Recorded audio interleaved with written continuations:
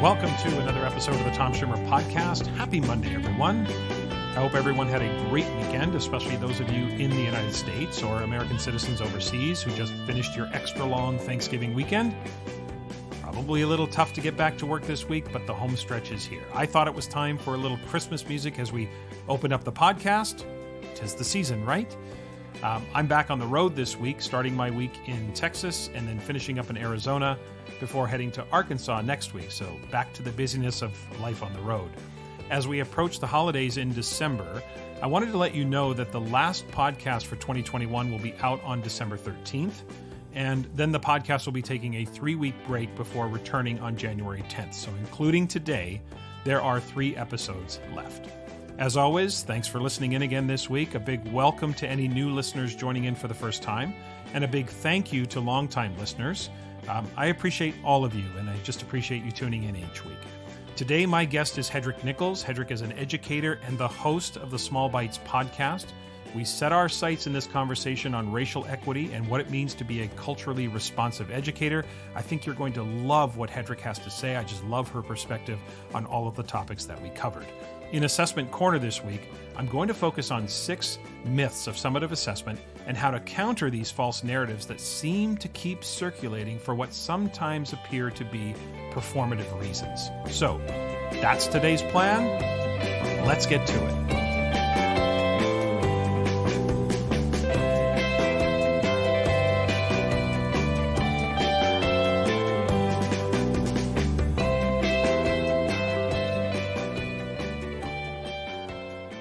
My conversation with Hedreich Nichols is coming up. But first, I want you to @ me, and I'll tell you why a little bit later. Because I want to open this week with a hypothetical that I think about from time to time. And that is, I wonder what my professional life would have been like had I not gone into education. Now, I'm not bringing this up because I'm unhappy with my career or I'm ready to move on or anything like that. I love everything about my professional life. It really is just a little daydreaming I do from time to time. And I think it provides me with a little mental break from the work and allows me to live in a state of wonderment for a while. Now, if you were to have asked me this question when I began teaching back in the early 1990s, I probably would have had 2 answers for you. The first would have been broadcasting, which is maybe why I've been drawn into podcasting. Maybe I'm fulfilling some unmet need from the past. As many of you know, my life when I was young was consumed with sports. And so when I was in college and kind of facing the choice about what to choose and emphasize and what to major in, both choices had to do with sports. Education, so I could get into coaching, or communication, so I could get into broadcasting. And as I've said before many times, I did not choose education because of a passion for teaching. I got into education because I wanted to coach, and I thought becoming a teacher would be a great way to do that. Now, once I was inside the profession, I learned to love the profession, thrive within the profession, and that passion became sort of part of my professional life. But that passion wasn't there from the start. Now, the other choice back in the early 1990s might have been law.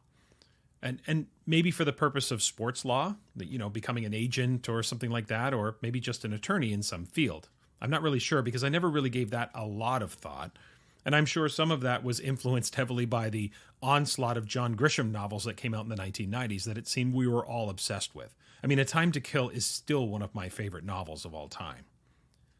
But if you were to ask me today, and this has been true for a while, what career I'd choose if not education, it would be a chef. I love to cook.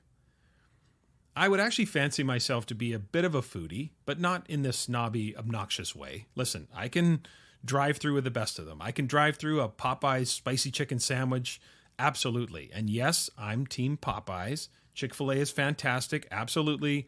But for me, the choice is clear. It's Popeyes, hands down. I always tell people, look, when it comes to food, I have a high ceiling, but I also have a low floor. I love great food, and who doesn't, right? But I can also be quite content with takeout. I'm not a food snob, but I love to cook.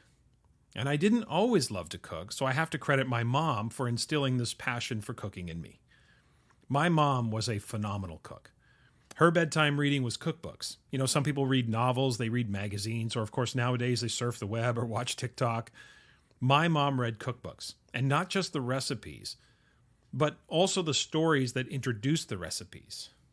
Everything she made was just so good, even if it was the first time she ever made it.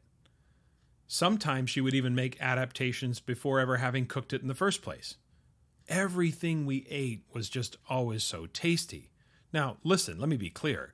We were through and through a working class family, so we weren't necessarily fine dining, and we're not talking about exceptional ingredients, except for maybe on special occasions like Christmas or Easter or something like that. So it was just about sort of regular ingredients, regular food, if you will, whatever that means, but it was just so good. Now, later in their lives, when my dad's optical business took off in the early 1990s, things definitely took an upswing. So going over to my parents' house for dinner on Sundays was starting to become restaurant quality in the early 1990s. Now, my dad passed away in 1997, so my mom, of course, was alone, and we, of course, would continue to go visit her. And I remember one time going to her house, and the TV was on in the kitchen, and it was on the Food Network. And I'd never seen it before, but there was this chef, and he kept yelling, "Bam!" every time he seasoned his food. And of course, most of you, many of you, some of you might know that was Emeril Lagasse, and the show was Emeril Live. And that was the show, like for a lot of people back then, so I don't count myself as unique with this, that was the show that started my interest in the Food Network. And in fact, many credit that show with saving the Food Network back in the day. So back then, the Food Network was all about learning. You'd watch a show and they would teach you how to make things, right? And that's when I was introduced to the likes of Jamie Oliver and Nigella Lawson and Gordon Ramsay and Giada De Laurentiis and Bobby Flay and so many more great chefs. Today, the Food Network seems to be more about competitions, but back then it was all about watching and hearing chefs cook the recipes from their latest cookbooks. You'd get the book, and then you'd have some idea how to make the recipes, and you kind of learn from there. So flash forward a few years later, and my mom's health had deteriorated due to renal failure and a few other issues, so she really didn't have the strength or the energy to do things. So when she came to visit, or we visited her, we would all watch the Food Network because it was something that we had in common. So we would watch the shows, say, on a Saturday afternoon, and then typically somewhere along the way in the afternoon, my mom would chime in and say, "Hey, let's cook that tonight." So off we'd go to the grocery store to get the ingredients, and my mom would walk us through how to cook it. She didn't really have the strength to do it or the energy to stand in the kitchen for that long, so my wife and I would cook while she directed us, and we would learn how to make things. And doing that repeatedly led me to acquiring an appreciation for cooking. Like I said, I have a high ceiling in that I love fine dining, and again, nothing unique in that, who doesn't? But at the same time, I have a low floor because sometimes the least expensive meals are some of the most delicious. Good food is good food. Anyway, that's where my passion for cooking came from. So we started to learn to make many of my mom's recipes, things that reminded me of my childhood. She has this killer red cabbage recipe, and the key to it, of course, is equal parts sweet and sour. So as much vinegar as you add the sugar, and make sure you cook it longer than you think because the red cabbage needs to be a deep red color. Cloves, diced Granny Smith apples, salt, pepper, you're good to go. Her potato salad recipe. Now, speaking of diced Granny Smith apples, if you're not adding diced Granny Smith apples into your potato salad, fix your life. Okay? And 50-50 burgers. What do I mean by that? Homemade burgers with a 50-50 ratio. Ground beef to ground pork. 50% ground beef, 50% ground pork. You're welcome. And I started to kind of branch out of even what she would regularly make. So I started to make homemade pasta. I'd make different versions of risotto. And then I started expanding into a number of different cuisines and new recipes. This chocolate raspberry pavlova, this incredible dessert, that's a Nigella Lawson recipe, and it's the most delicious dessert ever. Just recently, I made shrimp and grits for the first time. Now, the first time I ever had shrimp and grits, I was in South Carolina about 5 years ago, and I'd never had it before, so I thought, well, look, I'm in the South. I might as well order something that's Southern and see what it tastes like. You know, shrimp, chorizo sausage, and grits. And honestly, it was everything I could do to stop myself from licking my plate clean. It was one of the most delicious meals I'd ever had. I've ordered it many times ever since, but I'd never made it. And actually, I have to say my first attempt turned out really good. And this is the best part, I already know what I do differently as far as tweaks to the technique and the plating. So, and by the way, if you've made this many times, if you've made shrimp and grits, go ahead and at me with your tips on things you do to make it delicious. Absolutely loved it. So as you can tell, food excites me. And not just from a consumption perspective, okay? Not just about eating it. On the front that on that idea, I wish I wasn't as excited. But on the idea of just the joy that comes from food, that's what excites me about food. And again, to be clear, I'm not saying I'm a great cook or anything like that. Just because I like it doesn't mean I'm really good at it. I mean, I think I've learned to become pretty good at it, but I'm not always great at everything. But for me, it's about the learning, right? In fact, I think the fact that I'm not that good at it is one of the reasons I really like it. It's an authentic learning experience for me in something that is completely outside my comfort zone. I mean, one of the reasons I love cooking so much is I love seeing the look of satisfaction on other people's faces when you serve them something delicious. And I don't mean that from the perspective of ego. It's not about, hey, look how amazing I am.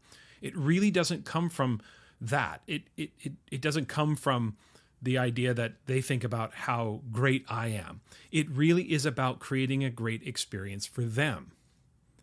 That's why I think I would have made a great barista, which I never did. But, again, you make that specialty coffee and you watch people be so excited, that you made their day. That to me was something that just really, really gets me excited. So that's my, if not education story. So I'm thinking maybe, and this is where I want you to at me, I'm thinking maybe we could have a little fun with this. So if you're on Twitter or Instagram, I'm going to ask you to use the hashtag #IfNotEd. Okay, so if not education, if not ed. And make sure it's the hashtag because there is someone out there who has the handle @IfNotEd. So make sure you use the hashtag because we don't want to blow up his Twitter. Or maybe we do. No, we don't. We don't want to blow up his Twitter, so let's not go down that road. Okay, so here's the deal. Let's have a little fun with this as we sort of move into the end of November here and into December. Let's have a little fun with this. Use the hashtag #IfNotEd on Twitter or Instagram, and make sure you tag the podcast. So tag on Twitter @TomSchimmerPod or on Instagram @TomSchimmerPodcast, and tell me what your if not ed career would have been. And if possible, post a picture of either you doing that or a pic that represents that career. Because obviously if you said something like, hey, Tom, if not education, I would have become a surgeon, you can't just burst into an operating room and snap a selfie and quickly run out and say, well, I got to do a social media post. So just any pic that captures what your if not ed career would have been or what it would be if you had to pivot today. So again, this is not meant to be anything serious or meant to be engineering any digs against an education career. Not at all. This is not about, anti-education or, these deep, serious, I wish I would have kinds of conversations. It is simply a moment to daydream, a moment to wonder, a moment to think about what your professional life would have been like if not ed. This podcast is a proud member of the Teach Better Podcast Network. Better today, better tomorrow, and the podcast to get you there. You can find out more at teachbetter.com/podcasts. Now let's get back to the episode. Joining me today for the interview is Hedreich Nichols. Hedreich is an author, an educator, a consultant, helping educators and districts amplify the voices of all students.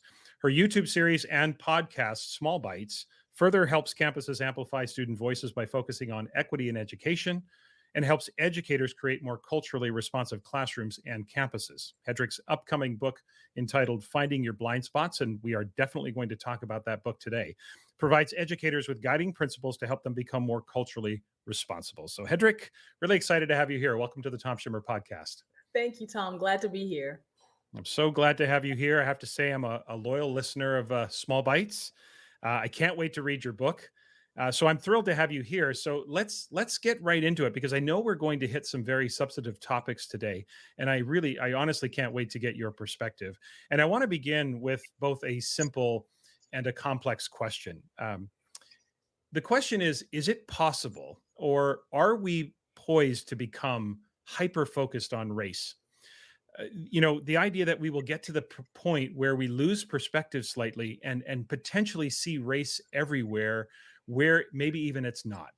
Are we on the verge of that? Or help me understand that that's not necessarily a perspective that you share. You know what? I love that you asked that question because it's a conversation I have with some of my white friends. And to provide a little context for our listeners, let me ask you a couple of questions. All right. Have you ever gone shopping with your mom and seen a sign that said, if you can read, well, you're not that. So if you can read, white boy, run. If you can't read, run anyhow. I have never seen that. Okay. Have you ever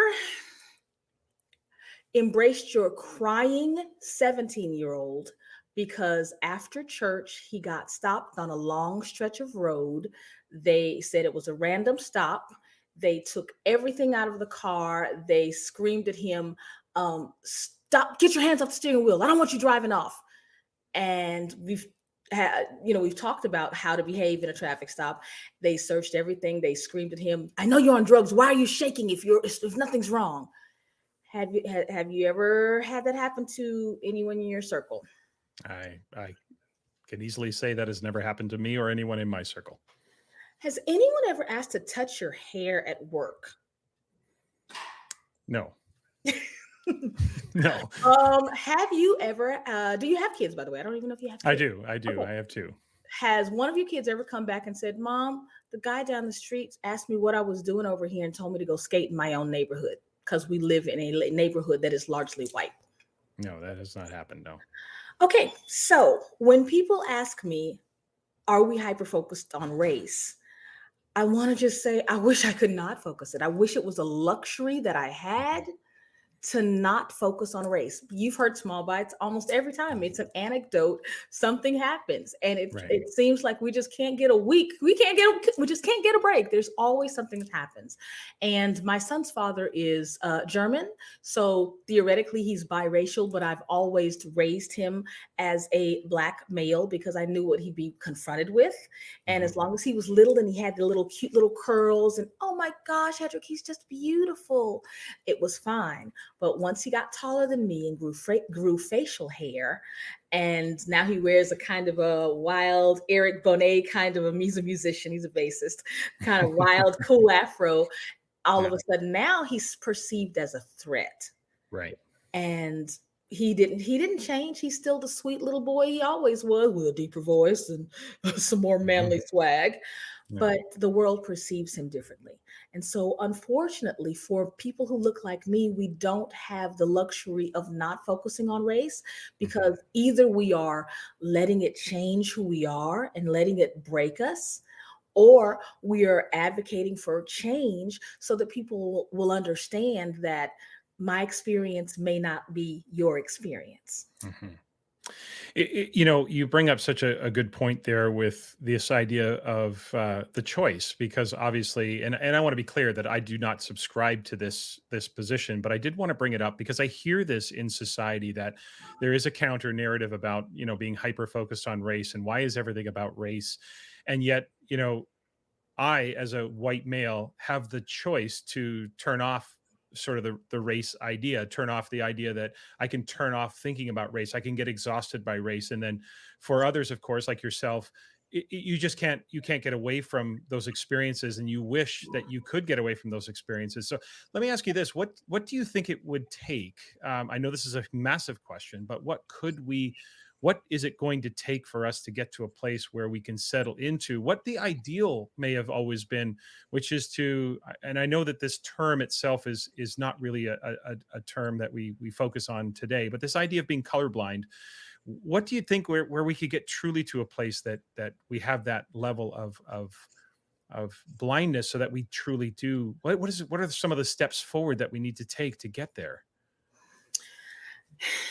One thing, I think that teachers should be able to teach truth.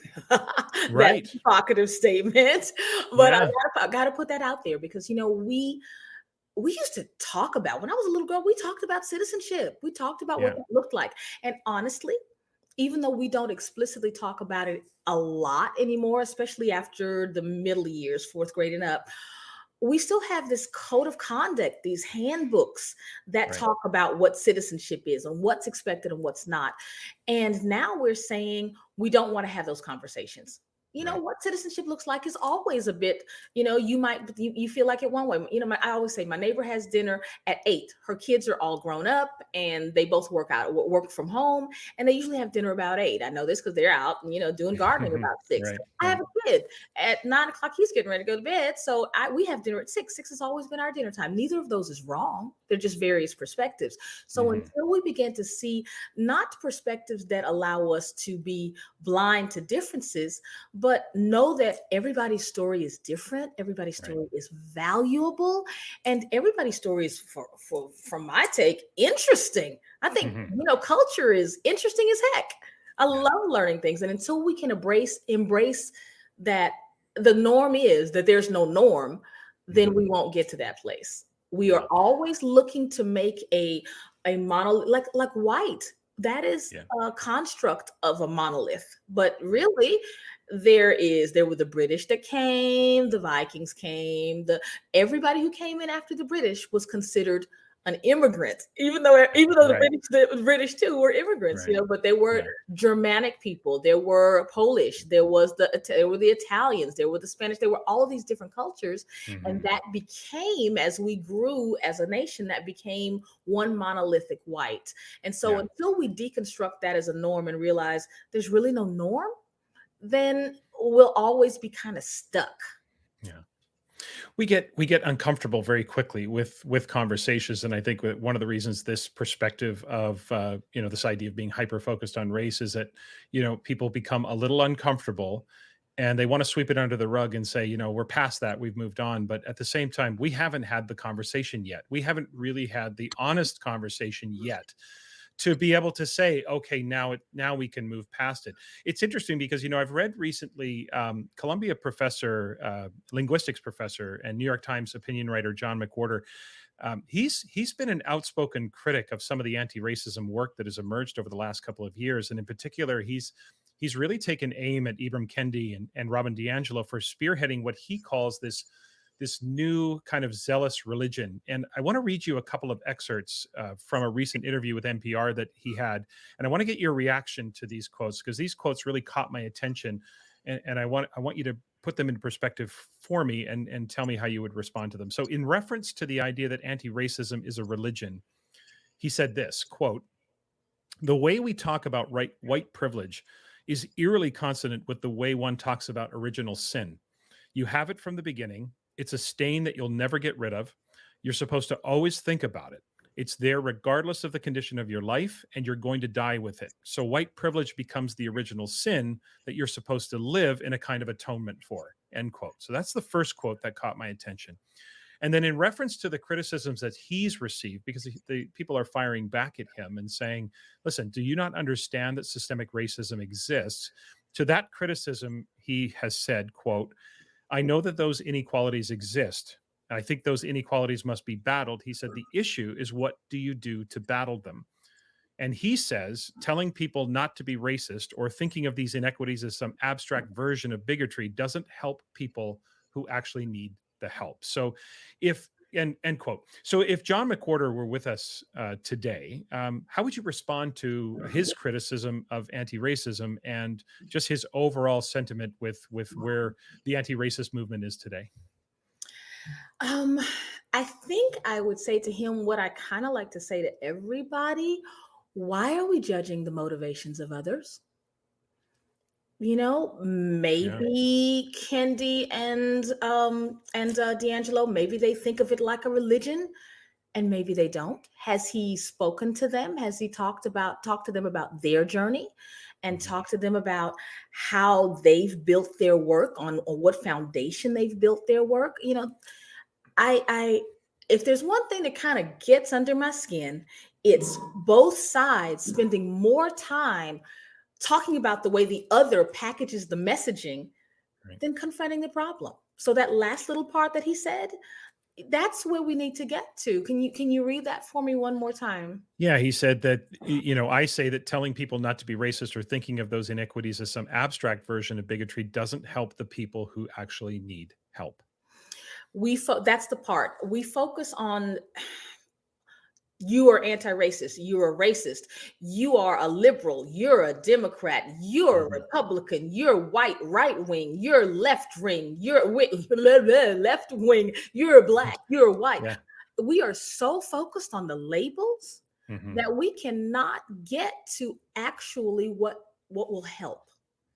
The bottom for me, there's one nation under God with liberty and justice for all. Right. When our forefathers, if they did one thing right, they did that. They wove it into our fabric that we are to be one nation under God with liberty and justice for all. Right. Now, there are not a lot of countries that have that ideal, really, that is grounded in a sense of justice and liberty. But that's what we have. That is the goal. That is the as yet unattained goal.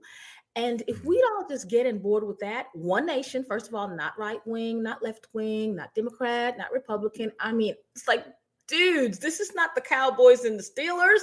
It's not about who's got the most Super Bowl rings in your team and my team. This is about, this is one nation. And so that's important. If we would stop focusing on how you're packaging the message and focus on what the disparaging outcomes are for the people who this actually happens to, who suffer from these outcomes, who experience these outcomes, then we can get to what's important.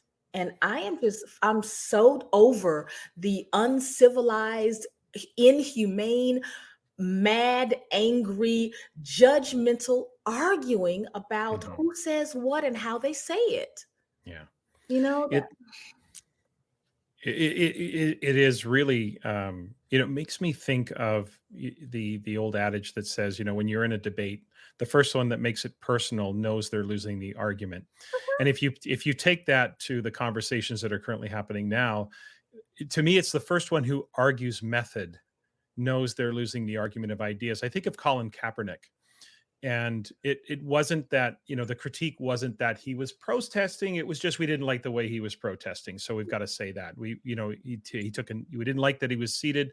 So he was advised to take a knee. We didn't like that he took a knee. We didn't like that he was passive. We didn't like that so we constantly critique the method. And it makes me feel like when you start to critique the method and you don't like the way that they're going about it, then that's a distraction. And clearly you're not debating the idea anymore, debating the outcome you're focused on. Do you think there's some truth to that? Do you think that the argument of method is really, a way that the one side of the argument realizes that they're not on solid ground in terms of the debate or the idea?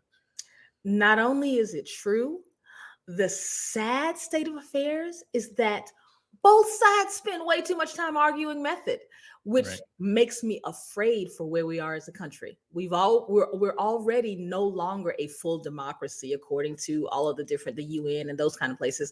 And that's scary. That's really hard to hear because, we pride ourselves on being Americans are the champions of democracy in the world. And yet we spend so much time arguing method that we as a country are on the losing side. Yeah. So I would like to see, McWhorter's not alone. There is an archbishop in Los Angeles who has said the same thing, that this wokeism is some new secular religion. And when he says it, I can give McWhorter a bit of a pass. I just don't feel the need to judge him, but being a woman of faith, raised in a generation, fourth of 5 generations of church musicians, I take issue with an archbishop saying that this is a new religion, because one of the things that I do in my work is I say that, we look inside, look inward. And if the church is saying that someone else is a religion, I would look at myself and say, oh, there must be a need that I'm not meeting, instead of pointing the finger, looking at their methods and not like, are you kidding me? So I have a real hard time. If there's something that makes me get in my feelings, it's that we can have civilized disagreements, if nothing more. Right. And I think we need to get to a point where we listen better. And I always say, it's easy for me to say, I know what it's like to be Black, but I live in Texas, and I have some white people that I work with and that I'm friends with. They don't know what it's like to be Black. They don't know the kinds of things they don't know that, oh, I love it when you do a Negro spiritual. She's 79 years old. She has no idea. I know that that woman loves me. I know that she means me no harm. Am I going to, or am I going to say something about, oh my God, that's a racist statement? Well, no. If it comes up, I might get to say, well, we don't say Negro anymore. It's Right. I might not. It's just that we don't have to spend so much time focused in on what and the package. Let's get to the liberty and justice for all piece. They didn't do it well. I mean, you can't say liberty and justice for all and then break treaties with Native Americans and the whole human trafficking piece, enslaving Africans, but they had the ideal. So let's kind of focus on that, because we've got to be able to compromise. We've got to be able to talk to one another. And, if wokeism as a religion, as a passionate, if you don't like to hear about anti-racism, then fine, go listen to someone else who talks about it in terms that you can. That's the wonderful thing about the internet. We don't have to listen to anything we don't want to. You got 144 channels of cable, and you've got the World Wide Web. So find something else that will make someone's life better. Because at the end of the day, I think that, especially with educators, that's really why we go into this job. Two things come to mind. Listeners, you'll recall my interview with Mohammed Khalifa, who is the author of Culturally Responsive School Leadership, last April. And he talked about how the folks that are leading the anti-racist movement don't have time to sit down and plan and get it all perfect as it's unfolding in real time. And that, just as you were answering there, Hedreich, it reminds me that, as things unfold in real time, there may be things that people do that are a little bit overzealous. There may be things that are a little aggressive, maybe too intense, but we have to understand that this is almost happening, as I said, in real time as we unfold. The other thing that came to mind as you were responding there was last week, my guest was Brian Butler, and we talked all about the limitations and the downsides and the damage that can be caused by labeling students. And yet it seems that adults in society today do nothing but define themselves by the labels that represent who they are or what they think. And it's kind of ironic that we all recognize the way that labels can limit our students and children, and yet as adults, we seem to clearly define ourselves by what political party we belong to or vote for, or what movement we agree with or don't agree with. And we've reduced, whether it's CRT or whatever label you want to put out there, we seem to have these binary choices behind them, and that defines who we are. So it is definitely an interesting topic. I want to come now to Hedreich, to the book. You are, of course, the author of the upcoming book, as I mentioned earlier, Finding Your Blind Spots: 8 Guiding Principles for Overcoming Implicit Bias in Teaching. And listeners, just so you know, you can pre-order that book now. It's released on December 3rd. So make sure you head over, and I'll have a link for that in the show notes for everyone. So, okay. So we recognize that we all have implicit bias to some degree, for sure. So maybe as a way of previewing the book and giving listeners and myself an idea of some of the specifics that you write about, how do we find those blind spots? And what should educators specifically do about those blind spots in, let's say, in the capacity as a teacher or an administrator? How do we find them? And then what do we do about them? Oh my God, that's my favorite question, because, if you say the word bias, implicit bias, it appears on all of these conservative buzzword lists that we shouldn't talk about it in classroom. But cognitive bias is the way that our brains function to sort things into categories. I have this really neat example in the book where I say, okay, 4-legged creature, meow, meow, cat. Walking on a trail with my kids. We're way up in, West Texas, and we have brown bears. 4-legged creature, lots of fur, standing on 2 legs with 2 little cubs. Bear. Whole nother thing. I don't have to go, hey, little, oh, what a cute little I recognize that it's a bear. 4-legged creature. There are just a million ways that I can sort information. And being able to sort information allows me not to think, wait, cat, hold on, the 4-legged creature is tiny, has a long tail, or the 4-legged creature is way bigger than me. I don't have to think of all those things. So that's where cognitive biases come from. We are able to sort information quickly and efficiently. Now, implicit biases when it goes into overdrive. For example, I have a friend. We had dinner on my patio a couple of months ago, and we were talking about these kinds of things and racism. And she said, maybe we could do a book study because I know some of my white friends don't have any idea that these things exist. And she's white, and she was saying, the truth be told, if I see a Black man on the street and I'm walking alone, I would pull my purse closer and I'd walk a little faster. And it's funny because my son was there, and we were but it was good because we were having a conversation, and he knows this is how I'm perceived, this perceived threat. And in talking about that, I got to say, that's what implicit bias is. It's those pictures that we see. If you follow the looting hashtag right now, everybody is in a hoodie, with the hood pulled up, Christopher, don't go out of the house with a hoodie over your head. Those are those biases that we all have. And that's kind of when it goes into overdrive. We automatically assume that a person, if there's a man in a suit in the elevator, we are especially if it's an office building, we are much less likely to feel threatened. He looks like he belongs. And so we automatically sort people into an us and a them. And so the big thing that I do in the book is I talk about the us's and the thems, and we sort them into our family. My brother was never like us. He was always different. We do that. Our first us is our mama, and then it's our mom and or the adults that care for us. And then after that, we extend to the people who they trust. So those biases are simply our natural way to say this is us and this is them. But how and where we draw that line can disenfranchise certain students. And it's not a black and white thing, it's an everything thing. And that's one of the things I also bring up in Finding Your Blind Spots. There's often a time, for example, if you were the kid you were the nerdy science fair winner who got necked by do you know what necking is? I'm a middle school teacher. Necking is when somebody runs down the hall and slaps you hard on the back of the neck. No, never heard of that. I never heard that term. I've seen that action, but I've never heard the term before. Yeah. Necking used to mean something else in the 1950s and 60s. Oh my God, that's right. That is right. Necking showing my age here, I suppose. So I've forgotten. Yeah. Right, So no, right. necking now is he necked me. So that's Okay. Slap on the back of the neck. Okay, so we're clear about that one. That's good. At any rate, if you were that kid, and every day in your class, the 2 or 3 big man on campus types, the jocks, the captain of the football, they come in, you will probably, unless you have really looked inward to let all that go, you will probably have a harder time relating to those kids and an easier time relating to the science fair nerd who they bully. Right. So that is a normal thing. And we really have to, as educators, be aware of what our triggers are. And when there's a whole lot of inside work before at the end of the chapters, you get some outside work to do.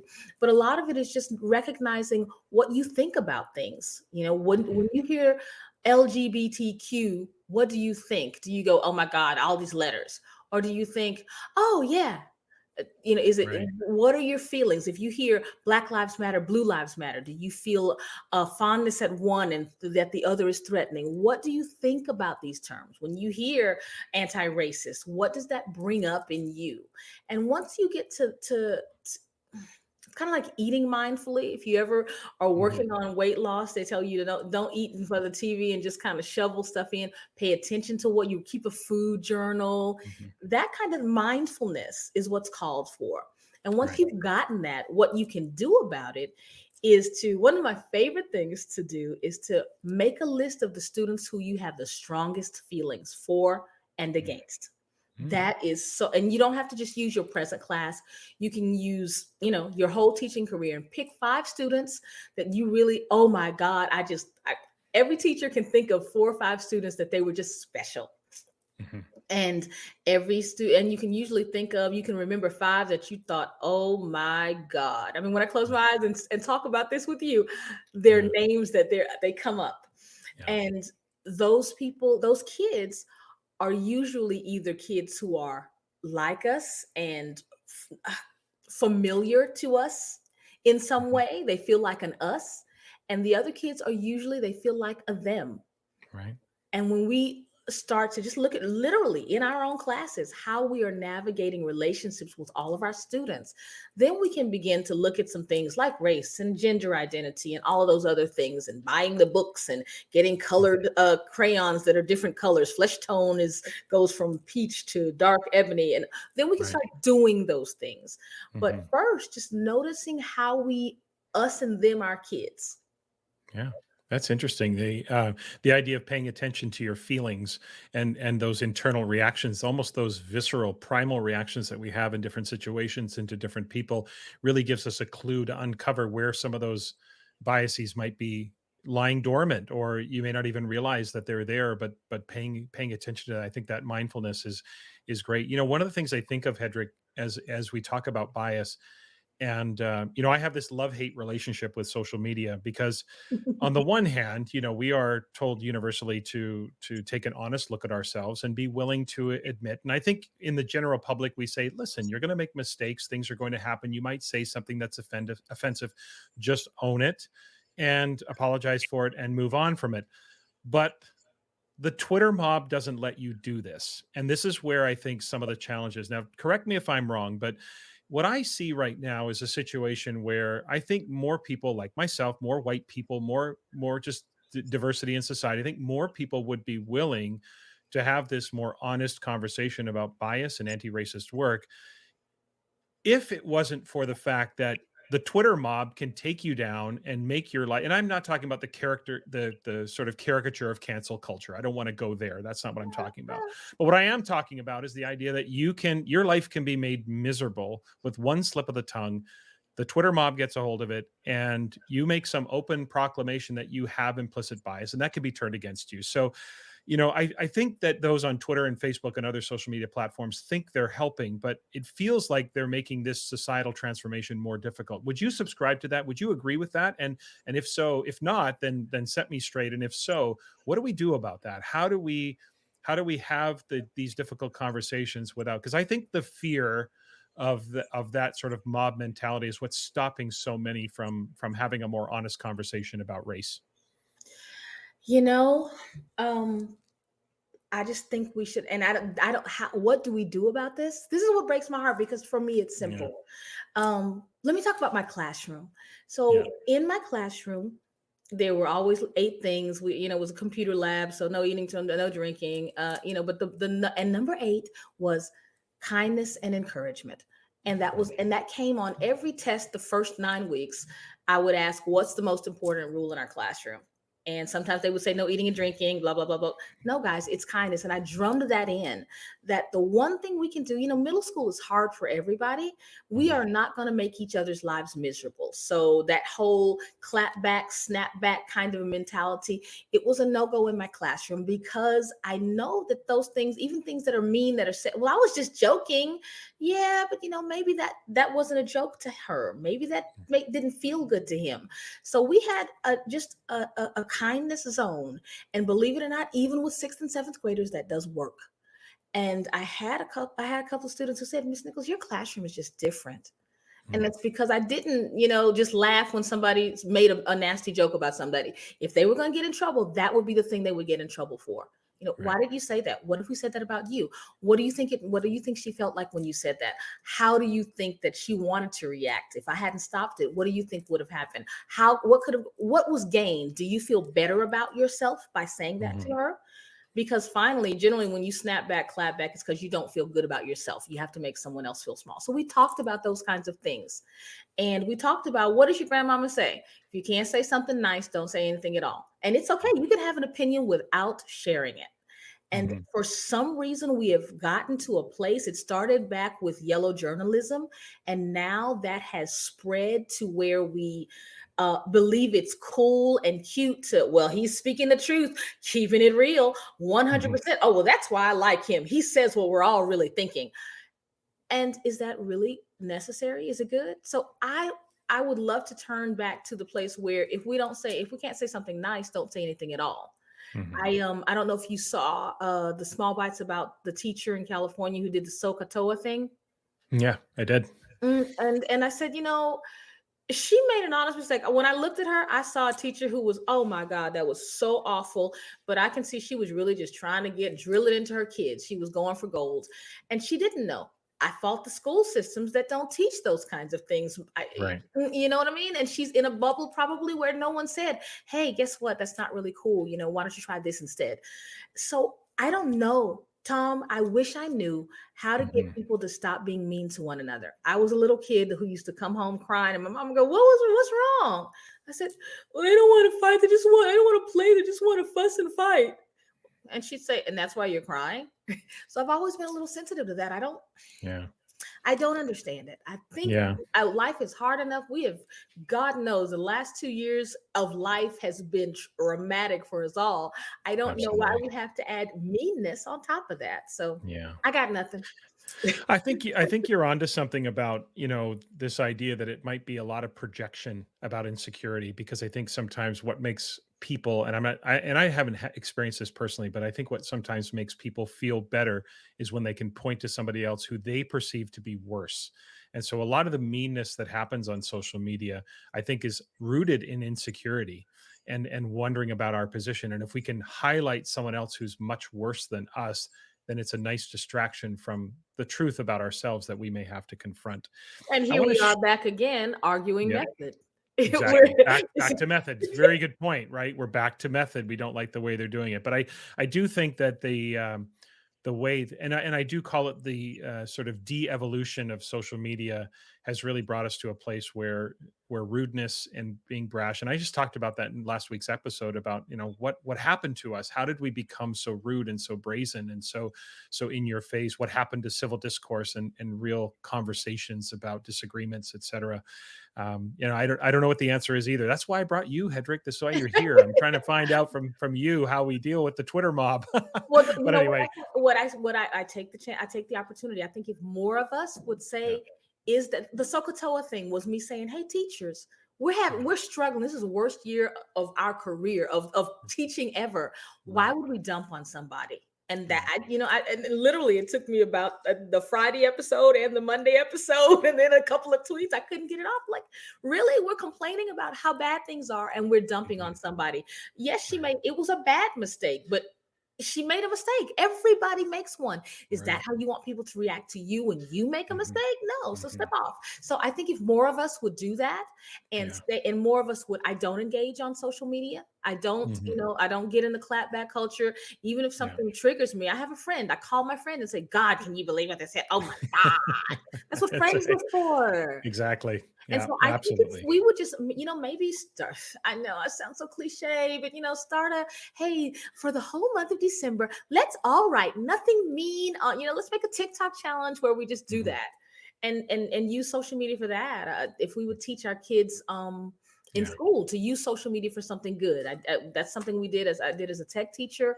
Those are some things that we could and then talk to our kids and then model that. If you say to your kid, be kind, then model that. If we would just do that, I think we'd be okay.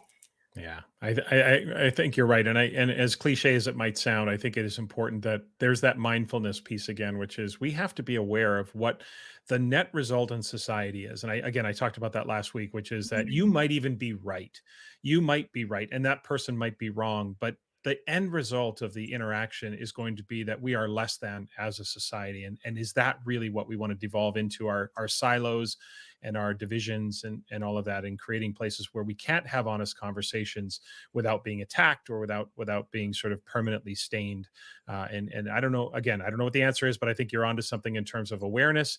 And I think the idea of being very intentional, and as corny as it might sound to say, hey, let's talk about positive intentions or positivity, that is probably what's going to get us there. Can we talk for a moment about microaggressions? Because I think, it's interesting. This term gets, it's very sort of, normalized now in terms of this idea of microaggressions. People are quite familiar with the term, but I think it's still a concept that eludes some. So I'm wondering if you could just help us understand from your perspective, what is a microaggression? How might we recognize it?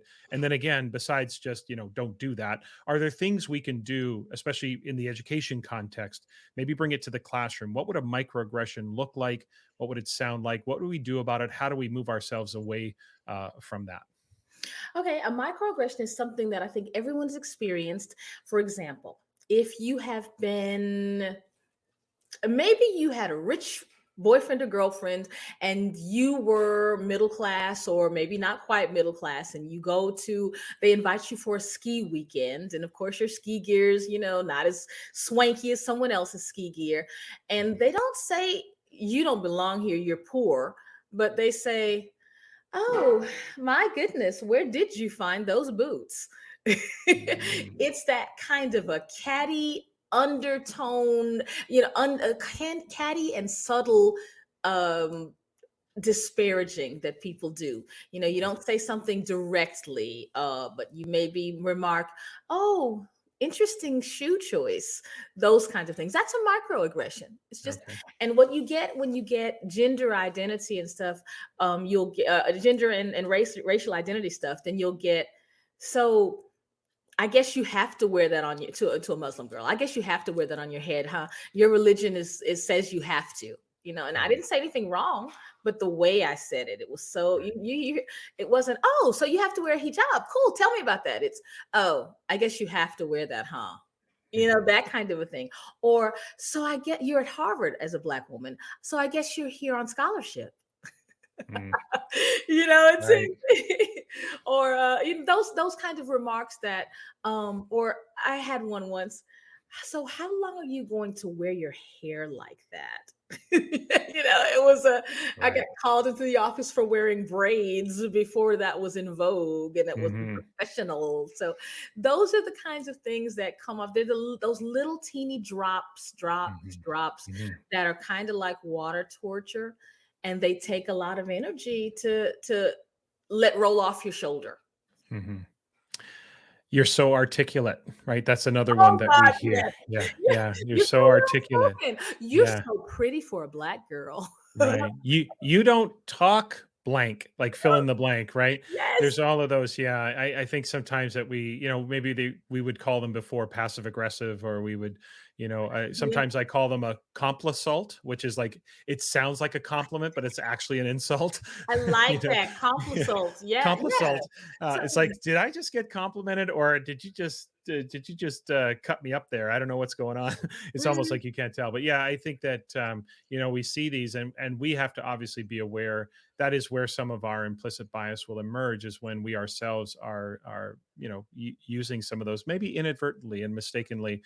We say things, and I guess you hear on scholarship, you should say, yeah, because of my 4.0 or my 4.5 GPA and my 7 AP classes that I took. Yeah, that's why I'm here. I got an academic scholarship. Yeah, yeah, You and can that's just correct them, it. right? And you always have to kind of feel like you're defending your place somewhere. So I Right, guess the big right. thing that we can do is assume that people belong.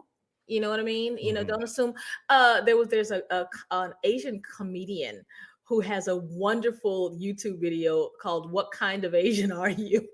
And she Right. runs into a guy, and the guy says, "So where are you from?" America. No, no, but where? Oh, California. Yeah, but where are you from? Yeah, yeah. Oh, Sacramento, Mm. East Side. He's just digging. I had a Korean girlfriend once. Yeah, Uh-huh. Uh, great. so that kind of a thing. So just Right. assuming that people belong would go a long way in Yeah. reducing the numbers of microaggressions committed, Yeah, those absolutely. complissalts. Complissalts, right?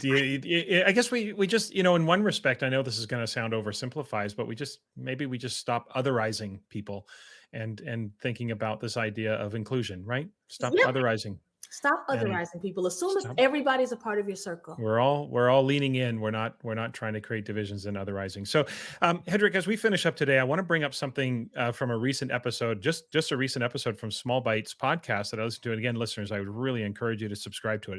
It's fantastic, and it's the reason Hedrick is here today. You talked about dismantling a system, specifically dismantling systemic racism, through the lens of, and I love this, through the lens of one student at a time, or the one student standing in front of you. So I found that interesting, because I think a lot of us, when we think of dismantling systemic racism, we see it as such a daunting task. And what can I, as one individual teacher, or what can I, as one individual principal, what can I do to dismantle an entire system? But you advocate one student at a time, the student that's standing before you. So tell us a little bit more about that. How do we settle into that idea of why that is the most effective way to dismantle the system? Because all we have is spoons. I came in like a wrecking ball would be great, but we don't have a wrecking ball. A wrecking ball would be, let's say we looked at reparations for the indigenous communities and the descendants of enslaved Africans. First of all, the descendants of enslaved Africans began when, as soon as child rape started to occur within those populations. Then you have this whole mulatto population and all that. So how are we going to go back and look at that and take that out? So what are we going to do? We're going to take a committee from Congress and we're going to talk about giving back land. Are you moving? You know what I mean? I know that I live on occupied lands. So they're going to uproot this. And, like literally, if we go back and take the system out, root out the parts that didn't work from the beginning, and that is a logistical impossibility. So what does dismantling the system look like that we can actually achieve? And first of all, we know that the wealthiest would never go for anything like that. So it's not even a conversation. Right. You know what I mean? I mean, there's some people who'd say, okay, cool, I'll move. Where do you need me to move to? And all right, this is yours. Cool. You got it back. But imagine that if everybody was resituated according to and things were divided equitably. I was like, oh, if I get 40 acres and a mule, can I please have mine in Midtown Manhattan? Mhm. We have to look at what dismantling a system really means, and that's why I Right. say with the one student, we start small. Start by looking at you and being mindful about who you I like yours, who you otherize, Mhm. what kind of complissalts might come out of your mouth during the day. Start by being mindless and Yeah. see who in your immediate circle that influences.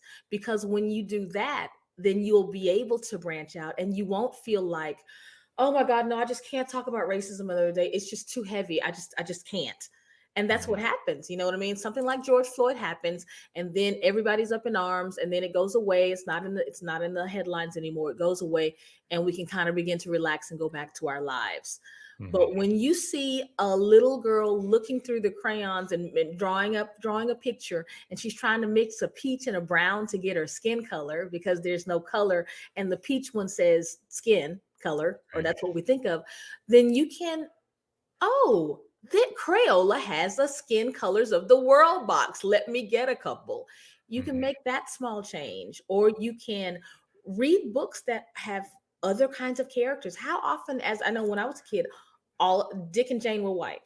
And Oh, yeah. all the characters I read about were white. All the protagonists were white. So you can read stories as a matter of course, not just during Black History Month or Hispanic History Month. Yay, it's September. Let's talk about Frida. Let's talk about different people who've achieved different things throughout the year. So that's what you can do. You can make it not just Black History Month, but have not only the who are the scientists who we know. Well, let's say Neil Armstrong. Everybody knows who Neil Armstrong is, but do we know Ellen Okoa? She's on freaking Twitter. You can get your class to follow her and see what she's doing now. She's like a real living hero. So Yeah. by doing those kind of things and thinking outside the box, hey, this is the history I know, but whose stories are missing? Ask the question, or have you ask your question to your students. Who else was there? Hey, we're reading about Thomas Jefferson and his wife died. Who else was there?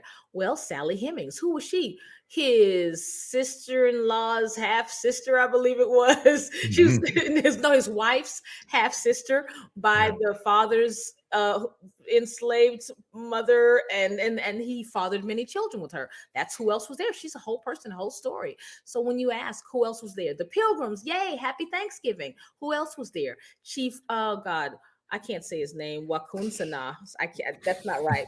It's not. I call him Chief Powhatan because that's usually what he's called, and I cannot say his name. I'm so sorry. I'm still practicing that.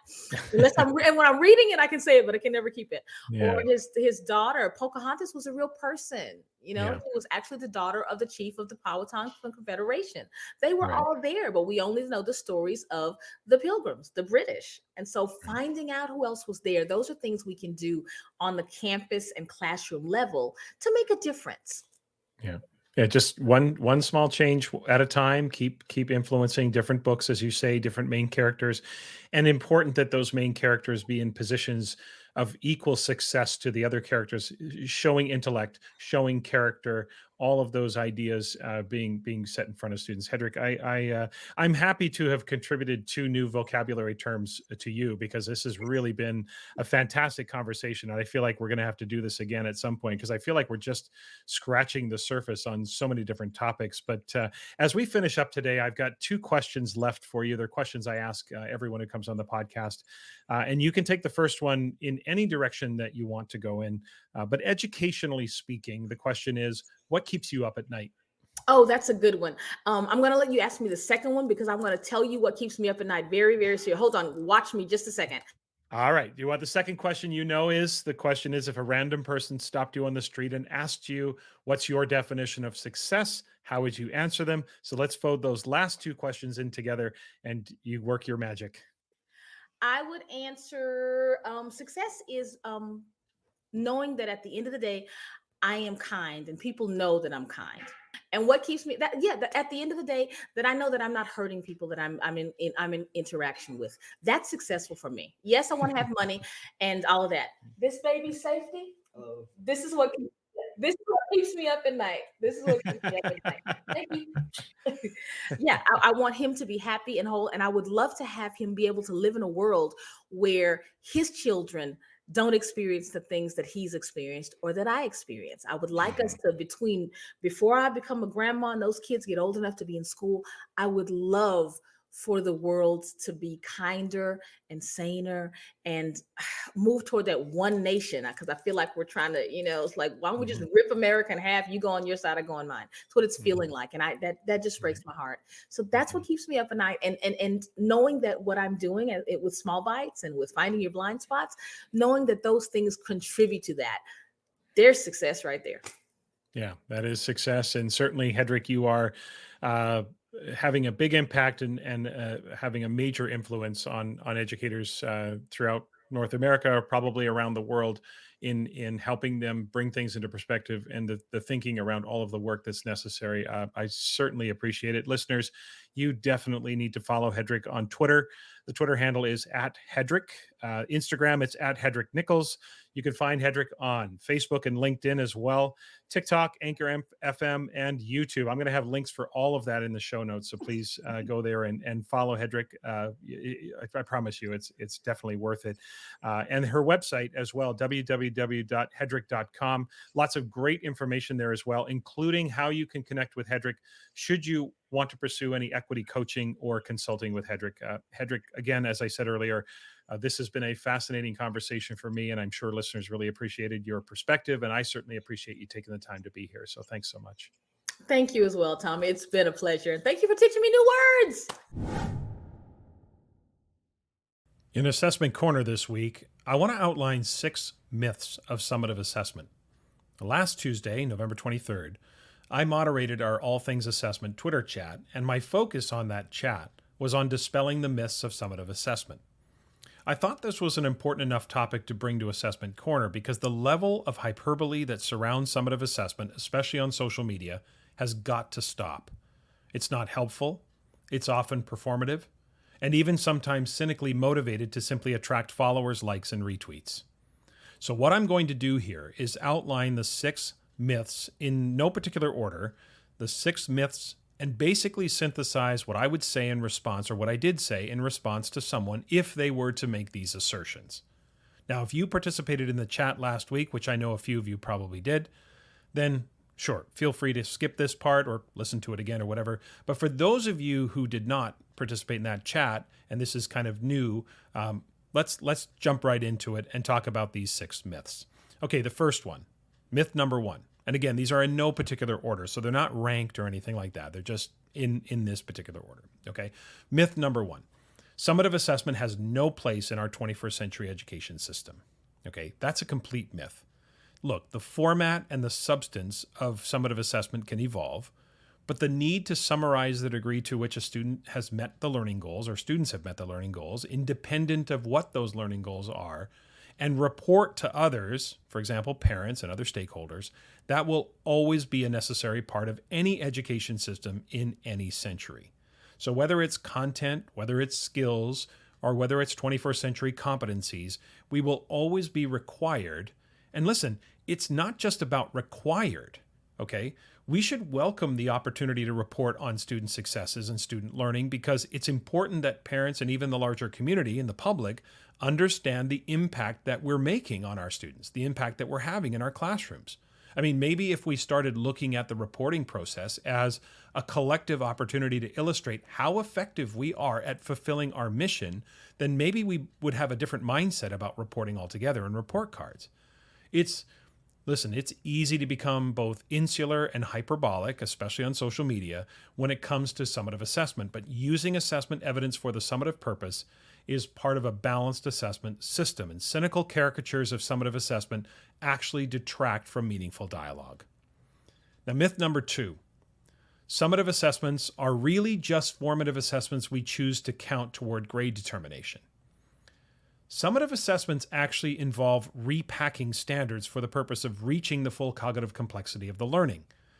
Summative assessment is not just the sum of the carefully selected parts. It's the whole in its totality where the underpinnings are contextualized, right? So it's not just about picking and choosing which formative moments you're going to count toward grade determination. There's actually purpose toward pulling it all together.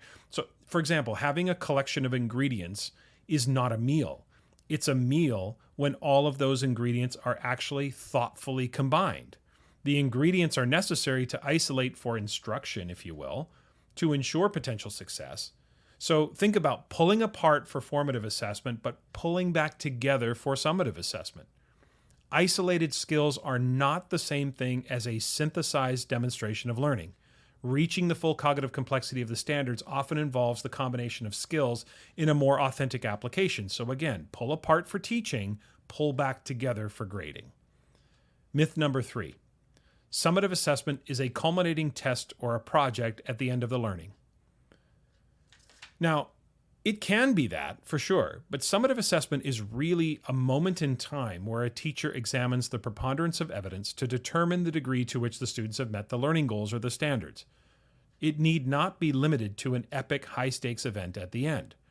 And again, certainly it can be a culminating test or a project because a culminating test or a project will provide more recent evidence and allow the teacher to have a clearer picture of where that student is in this moment.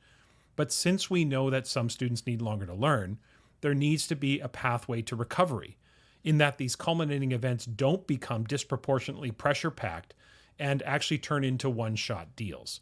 So yes, it can be a culminating test or a project, but don't limit the idea. Sometimes it really is just examining the evidence in its totality. Okay, myth number 4. Give students a grade and the learning stops.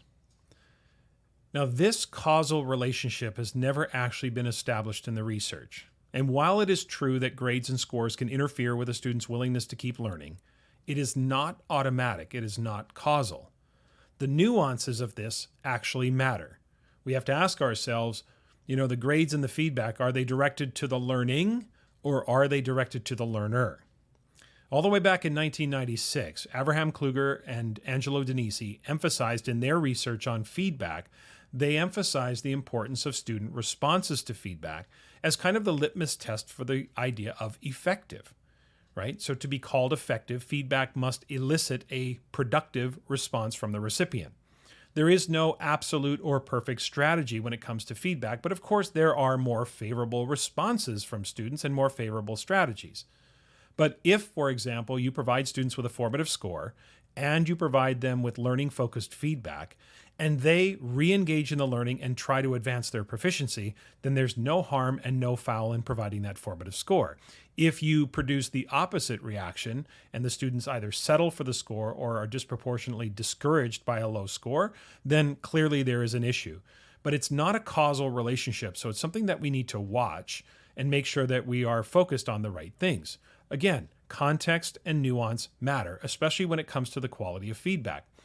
Remember, when it comes to feedback, the substance will matter more than the form. As many have pointed out, including Tom Guskey, Had the Ruth Butler studies from the late 1980s, and these are the studies that are so widely cited to support the assertion that grades stop learning, had they actually examined the impact of grades that were criterion referenced and learning focused versus ego-based feedback toward the learner, as in you need to work a little harder, then the results of those studies might have been quite different.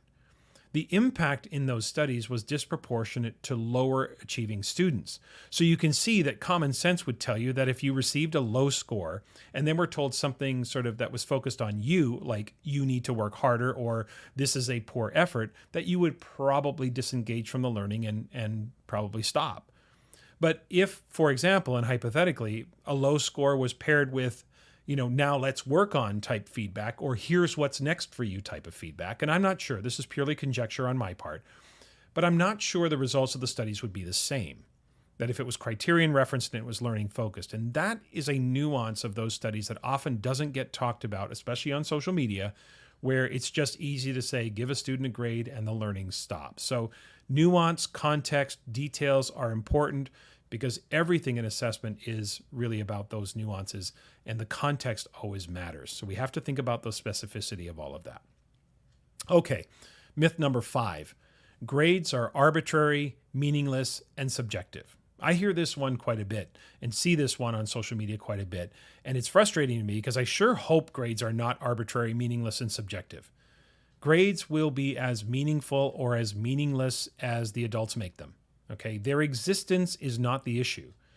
Grades will be meaningful when they are representative of a gradation of quality derived from clear criteria that is articulated in advance of the learning. What some call subjective is really professional judgment. As many listeners heard Luis Cruz talk about just a number of episodes ago, he always talks about the fact that we are professional educators, not amateur educators. We are professional educators with an expertise and a skill set that most in the public don't have. Judging quality against the articulated learning goals or the criteria is our expertise. And pure objectivity in assessment is a myth. Okay, that's the real myth. Teachers decide, even in multiple choice questions, there is some quote unquote subjectivity involved because teachers decide what to assess, what not to assess, the question stems or the prompts, the number of questions, the format, the length, etc. Like there's so many choices that teachers make. This idea of pure objectivity just doesn't exist. We use our expertise to decide what sampling of the learning provides the clearest picture.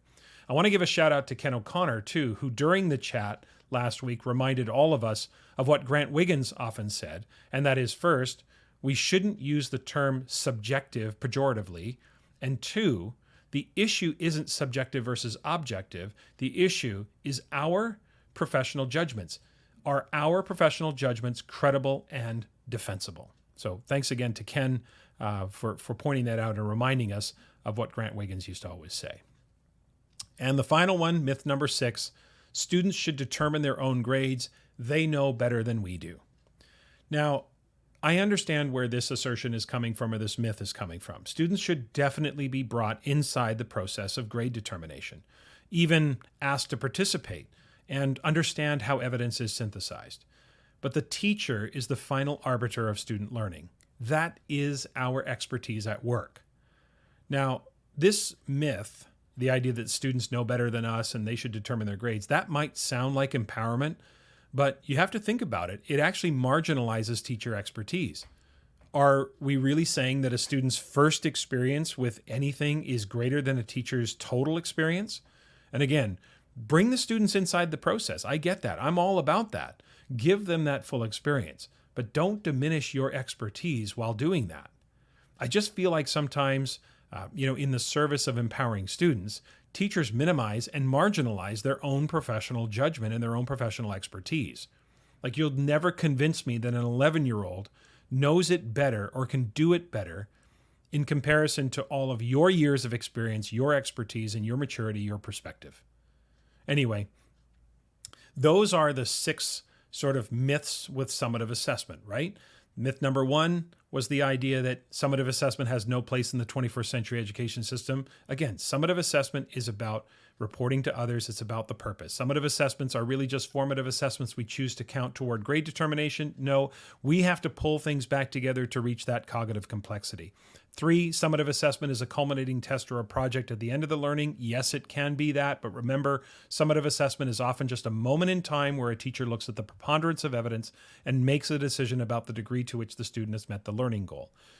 4, give students a grade and the learning stops. Yes, grades and scores can have the potential to interfere with student learning, but it's not causal, it's not automatic, so watch how the students respond.